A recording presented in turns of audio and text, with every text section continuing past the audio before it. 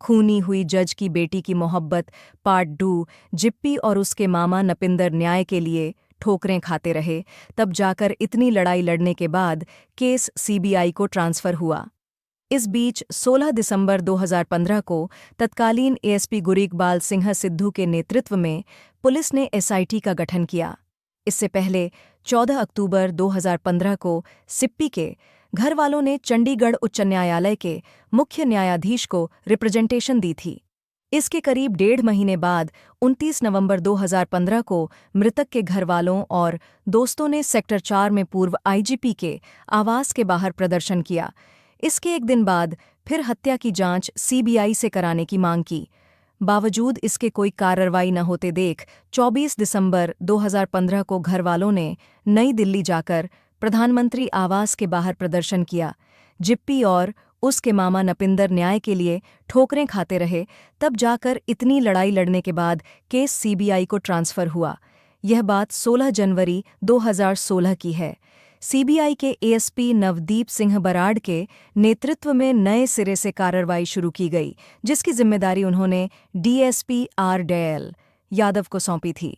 बेहद कड़क स्वभाव और कर्तव्यपरायण पुलिस अधिकारी यादव ने सिप्पी हत्याकांड में नए सिरे से कल्याणी सिंह और अन्य लोगों के खिलाफ हत्या, सबूत मिटाने, आपराधिक साजिश रचने और आर्म्स एक्ट के तहत आईपीसी की विविध धाराओं में मुकदमा दर्ज कर 13 मार्च 2016 को जांच शुरू कर दी थी।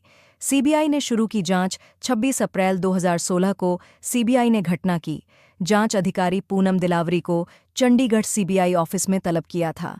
उनसे पूछताछ करने और हत्याकांड की जांच की केस डायरी, मौके से बरामद सामान और पोस्टमार्टम रिपोर्ट की कॉपी अपने कब्जे में ले ली।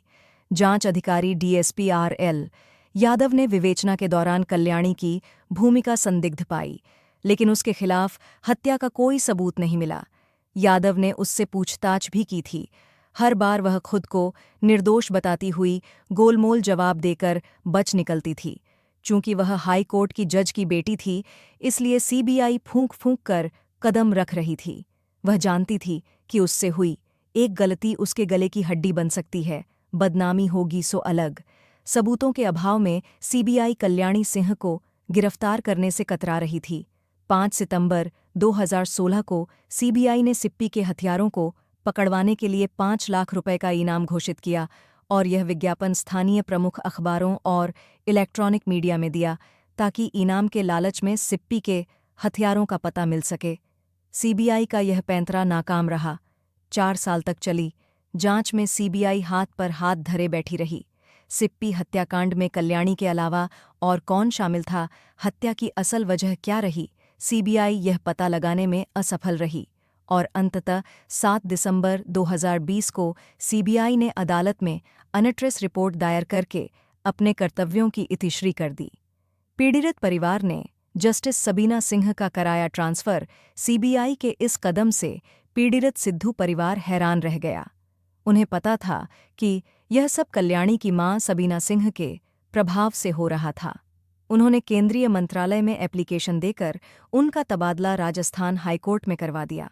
खुद अदालत ने सीबीआई को फटकार लगाते हुए फिर से जांच कर रिपोर्ट कोर्ट में जमा करने को कहा। सीबीआई इस बार कोई गलती नहीं करना चाहती थी और न ही अब उस पर दबाव बनाने वाला ही कोई था।